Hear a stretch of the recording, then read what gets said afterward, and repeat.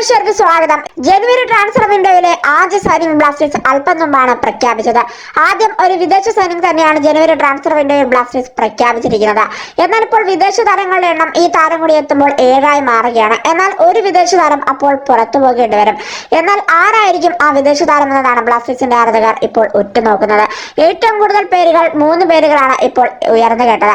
Milos പ്രിൻസിച്ച്, അതുപോലെ തന്നെ Alexandre കൊയഫ്, Kwame Pepre എന്നീ പേരുകളാണ് ഉയർന്നു കേട്ടത്. എന്നാൽ ഇപ്പോൾ ഇതിനെപ്പറ്റി മാർക്കസ് മുർഗലാവ് ഒരു അപ്ഡേറ്റ് പങ്കുവച്ചിട്ടുണ്ട്. എന്തായാലും അദ്ദേഹത്തിന്റെ അപ്ഡേറ്റിലേക്ക് കടക്കും മുമ്പ് നമ്മുടെ ചാനൽ കണ്ടുപോകുന്ന ഏകദേശം 80% പേരും ചാനൽ ഇതുവരെയായിട്ടും സബ്സ്ക്രൈബ് ചെയ്തിട്ടില്ല. അതുകൊണ്ട് തന്നെ എല്ലാവരും നമ്മുടെ ചാനൽ സബ്സ്ക്രൈബ് ചെയ്തിട്ട് വീഡിയോ കാണാൻ ശ്രദ്ധിക്കുക. അപ്പോൾ നമുക്ക് നേരെ വീഡിയോയോട് തന്നെ കടക്കാം.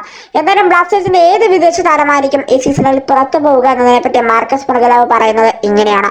ബ്ലാസ്റ്റേഴ്സിന്റെ ആരാധകർ 24 മണിക്കൂർ കാത്തിരിക്കുക. അതിനുള്ളിൽ തന്നെ ആ താരം ആരാണെന്ന് നിങ്ങൾക്ക് അറിയാനായിട്ട് സാധിക്കുമെന്നാണ് മാർക്കസ് മുർഗലാവ് ഇപ്പോൾ വ്യക്തമാക്കുന്നത്.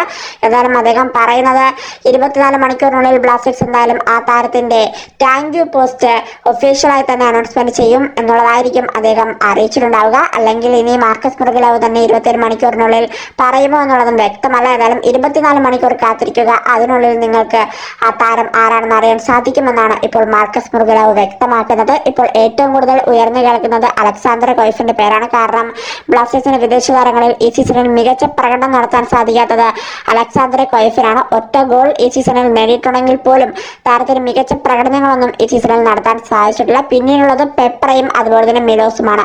പെപ്ര ഈ സീസണിൽ 5 ഗോളുകൾ ബ്ലാസ്റ്റേഴ്സിന് വേണ്ടി നേടിയിട്ടുണ്ട്. കൂടാതെ മികച്ച പ്രകടനവും അദ്ദേഹം നടത്തുന്നുണ്ട്. അതുകൊണ്ട് തന്നെ ബ്ലാസ്റ്റേഴ്സ് എന്തായാലും പെപ്ര ഒഴിവാക്കാനുള്ള സാധ്യതകൾ നിലവിൽ കാണുന്നില്ല. കൂടാതെ ബ്ലാസ്റ്റേഴ്സിന്റെ സ്ട്രൈക്കറും കൂടിയാണ് പെപ്ര. അതുകൊണ്ട് തന്നെ പെപ്ര ഒഴിവാക്കാനുള്ള സാധ്യത നിലവിൽ കാണുന്നില്ല. അതുപോലെ തന്നെ ഇനി മിലോസിന്റെ കാര്യം എടുത്താൽ മിലോസിന്റെ കാര്യത്തിലും അവ്യക്തത തുടരുകയാണ്. കാരണം ബ്ലാസ്റ്റേഴ്സിന്റെ വൈസ് ക്യാപ്റ്റനാണ് മിലോസ്. കൂടാതെ ഈ സീസണിലാണ് അദ്ദേഹത്തിന്റെ കരാർ 2 വർഷത്തേക്ക് കൂടി ബ്ലാസ്റ്റേഴ്സ് വർദ്ധിപ്പിച്ചത്.